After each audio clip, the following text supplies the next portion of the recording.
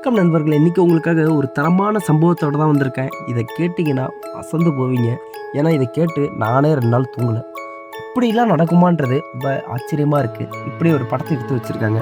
சரி, நம்ம வீடியோவை லாஸ்ட் வரைக்கும் ஸ்கிப் பண்ணாமல் பாருங்கள். இப்படி சொன்னால் பத்தாது, ஸ்கிப் பண்ணாமல் பார்க்கணுமா என்னான்றது நம்ம கதையோட டைட்டிலை வச்சு தான் முடிவெடுக்க முடியும். என்னன்னா, அதாவது தன்னுடைய சித்திக்கு இந்த பையன் 22 நாட்கள் சித்தப்பாவால் முடியாத காரணத்தினால என்ன உதவி பண்ணான், அப்படி உதவி பண்ணி இவங்க 2 பேருக்குள்ளே என்ன தான் நடந்துச்சு அப்படின்ற ஒரு கதை தான் எடுத்து வச்சுருக்காங்க.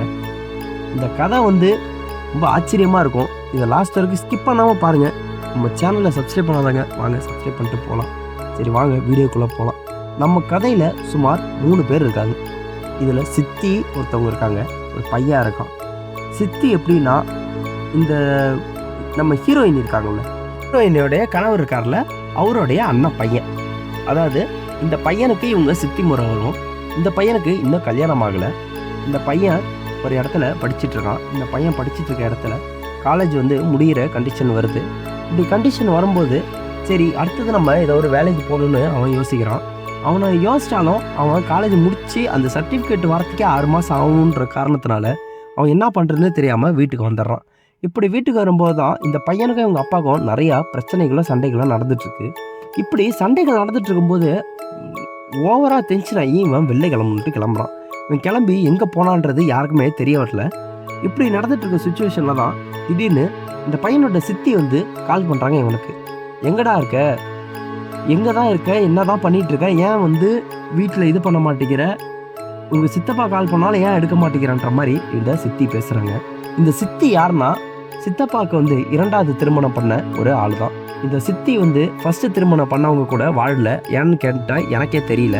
ஏன்னா அந்த கதையில் அப்படி தான் சொல்கிறாங்க அந்த படத்தில். சரி, அதனால் இவருங்க 2வது கல்யாணமாக தான் அதாவது இந்த பையனோட சித்தப்பாவும் பண்ணியிருக்காங்க. அந்த பையனோட சித்தப்பா சும்மா தான் இருக்கார். இவங்க தான் வேலையில் இருக்காங்க. சரி, இப்படி இருக்கிற சுச்சுவேஷனில் தான் என்ன ஆகுதுன்னு கேட்டிங்கன்னா, இவங்க என்ன காரணத்துக்காக ஃபஸ்ட்டு மேரேஜ் டிவோர்ஸ் பண்ணாங்கன்றது யாருக்குமே தெரியவும் வரல. சரி, இப்படி சுச்சுவேஷன் போயிட்டு இருக்கும்போது எனக்கு ஃபோன் பண்ணி இந்த மாதிரி கேட்டாங்க, ஏன் இப்படி பண்ணுற, பிரச்சனை பண்ணுற அப்படின்ட்டு. நான் ரியாலிட்டியை சொன்னேன். சாரி சித்தி, இந்த மாதிரி அப்பா பிரச்சனை பண்ணிக்கிட்டே இருக்காரு ஓவராக, எனக்கு வீட்டில் இருக்கவே பிடிக்கல, எனக்கு வாழவே பிடிக்கலன்ற மாதிரிலாம் சொல்லும்போது அவங்க என்ன சொன்னாங்கன்னா, நீ இங்கே வா, நீ எதுக்கு நீ சும்மா அங்கே இங்கே போய் அலைஞ்சிட்ருக்க, நீ இங்கே வான்ற மாதிரி சொல்லி அவங்க வீட்டுக்கு வர சொன்னாங்க. வீட்டுக்கு வர சொல்லும்போது நான் சொன்னேன், இல்லை சித்தி, நீங்கள் பாருங்கள், எனக்கு வரவே பிடிக்கல, எனக்கு உங்கள் யாரையுமே பார்க்க பிடிக்கலன்ற மாதிரி சொல்கிறேன்.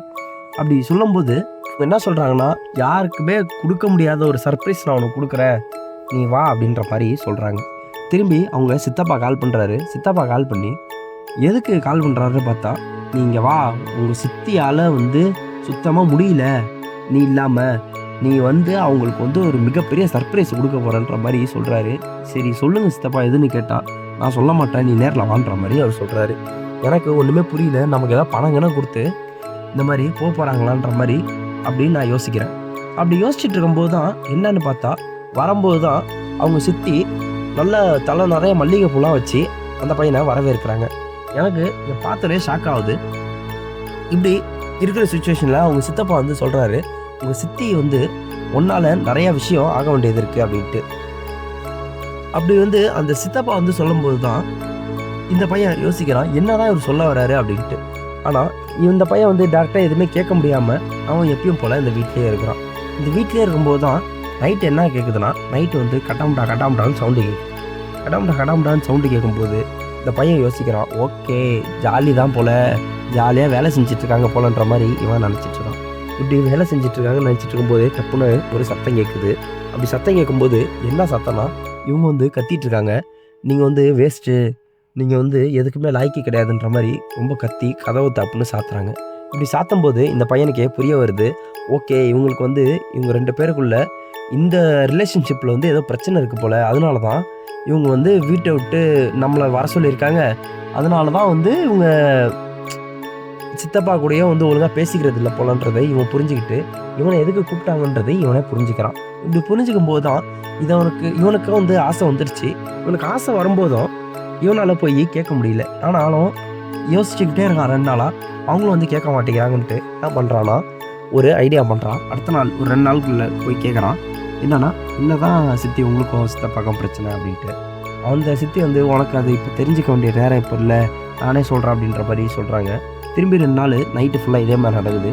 எப்பயும் போல் கட்ட கட்டன்னு சவுண்டு கேட்குது. அடுத்தது பார்த்தா அவங்க நீங்களாம் வேஸ்ட்டுன்ற மாதிரி சொல்கிறாங்க. இவனை செம்ம டென்ஷன் ஆகி போய் கேட்டான். என்ன தான் நினச்சிட்ருக்கீங்க, என்னை ஏன் வர சொன்னீங்க அப்படின்ற மாதிரி கேட்டதுக்கப்புறம் அவங்க வந்து சொன்னாங்க, ஒரு 5 நாள் நான் வந்து டைம் கொடுத்துருக்கேன் அவங்க சித்தப்பாக்கு ஒரு சில விஷயங்களுக்கு, அது வந்து சக்ஸஸ் ஆகலைன்னா நான் சொல்கிறேன் அப்படின்ற மாதிரி சொல்கிறாங்க. சரி, அதே மாதிரி 5 நாள் நடக்குது. 5 நாளே இதே மாதிரி நைட்டு கடன்னு சவுண்டு கேட்குது. அப்புறம் வேஸ்ட்டுன்ற மாதிரி பேசுகிறாங்க. ஒன்றுமே புரியல அந்த பையனுக்கு. அப்படியே தான் உட்காந்துருக்கான்.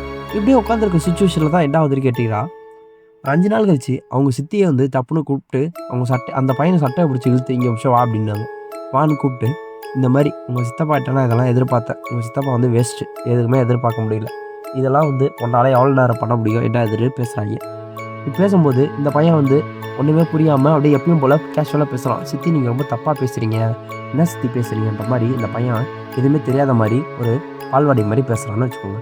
இப்படி பேசும்போது அவங்க சித்தி வந்து உங்களுக்கு மரியாதையாக எனக்கு நீ உதவி பண்ணி ஆகணுன்ற மாதிரி அவங்க ரொம்ப கராராக பேசுகிறாங்க. அப்படி கராராக பேசும்போது அடுத்ததாக என்னென்னா, இன்னொரு 24 நாளில் அவனுக்கு திரும்பி காலேஜ் ஆரம்பிச்சிடும். அதுக்குள்ளே இவங்களுக்கு ஒரு குழந்தை தேவைப்படுது.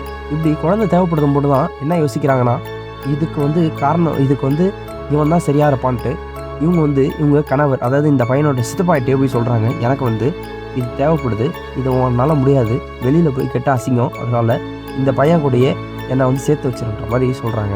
அவர் ஃபஸ்ட்டு ஒத்துக்கவே இல்லை. அதுக்கப்புறம் அவரே மனசு உடஞ்சி போய் சரின்ற மாதிரி ஒத்துக்கிட்டு அந்த பையன்கிட்ட வந்து அவர் சொல்கிறாரு, இவன் இப்படிலாம் பண்ணுவா, அதெல்லாம் நீ வந்து ஏற்றுக்கோ அப்படின்ட்டு. நான் ஒரு 22 நாள் நான் வெளியில் போகிறான்னு சொல்லிட்டு கரெக்டாக 22 நாள் டைம் கொடுத்து அவர் கிளம்பிட்டார். ஆனால் அதுக்கப்புறம் நீங்கள் 2 பேரும் இதை பற்றி யோசிக்கிறாரு. அவர் கிளம்பின அடுத்த நாளே இவங்க 2 பேரும் ஜாலியாக இருக்காங்க, செம்ம ஜாலியாக இருக்காங்க. இப்படியே போயிட்டுருக்கு. ஒரு 21ஆவது நாள் பார்த்தா அவங்க ப்ரெக்னெண்ட்டாகவே ஆகிட்டாங்க. இவங்க ப்ரெக்னென்ட் ஆனோடனே இவங்க சித்தப்பாவுக்கு இனம் புரியாத சந்தோஷம் ஆகுது. அது வந்து வெளியில் தான் யாருக்கும் தெரியாது, ஆனால் உள்ளே இவருக்கு மட்டும்தானே தெரியும், வெளில தான் யாருக்கும் தெரியாதுல. அதனால் இவர் வந்து இது வந்து என் குழந்தைன்னு சொல்லி நான் சந்தோஷமாக இருப்பேன்ட்டு இவர் ரொம்ப சந்தோஷமாக இருப்பாருன்ட்டு இவர் ரொம்ப சந்தோஷமாகவே இருக்காருன்னு வச்சுக்கோங்க. அடுத்தது இந்த பையன் என்னென்னா, இது வந்து என் பையன்ற மாதிரி இவன் யோசிக்கிறான். ஆனால் இவனுக்கும் வந்து வெளியில் சொன்ன அசிங்கன்ற காரணத்தினால இவனும் வந்து இந்த குழந்தை என்ன இல்லைன்னா என்ன, நம்ம இன்னொரு குழந்தை பெற்றுக்கலாம், இது பரவாயில்ல போயிட்டு போகுதுன்ட்டு இவனை விட்டுறான். இப்படி தான் ஃப்ரெண்ட்ஸ் இந்த குடும்பம் வந்து நடந்துகிட்ருக்கு. இப்படி நடந்துட்டு இருக்கும்போது தான் 24ஆவது நாள் வந்து அவங்க கணவர் வந்து, அதாவது இந்த பையனோட சித்தப்பா வராரு. சித்தப்பாகிட்ட வந்து சொல்கிறான், உங்கள் ஒய்ஃப் வந்து எவ்வளோ பரவாயில்ல அப்படின்ற மாதிரி சொல்லும்போது தான் அவர் சொல்கிறாரு, இதெல்லாம் வந்து நீ இப்போ தான் ரிஹர்சல் பார்க்குற அப்படின்ட்டு. இவங்க வந்து திரும்பி கிளம்புறான்றான். அப்போ வந்து இவங்க சித்தி என்ன சொல்கிறாங்க, இல்லை நீ கிளம்பக்கூடாதுன்றாங்க. இவனை பக்குன்னு தூக்கி போடுது. இப்படி போடும்போது இல்லை, அதுக்கப்புறம் வந்து இதெல்லாம் முடியாதுன்னு சொல்லி அவங்க சித்தப்பா திரும்பி வந்து கன்வின்ஸ் பண்ணி திரும்பி வந்து அதுக்கப்புறம் அந்த பையன் கிளம்பிட்டான். இப்போ என்னென்னா, அந்த பையன் அப்பப்போ ஒரு மாதத்துக்கு ஒரு தடவை 2 தடவை வந்து அவங்க குழந்தைய வந்து பார்த்துட்டு போயிட்டு இருக்கான். அவனுக்கு வந்து தெரியும் அது அவங்க குழந்தைன்னு. ஆனால் அவங்க சித்தப்பா வந்து அவரோட குழந்தைன்னு நினச்சிட்டு அவர் மனப்பிரமையில் அப்படியே ஓடிட்டுருக்காரு.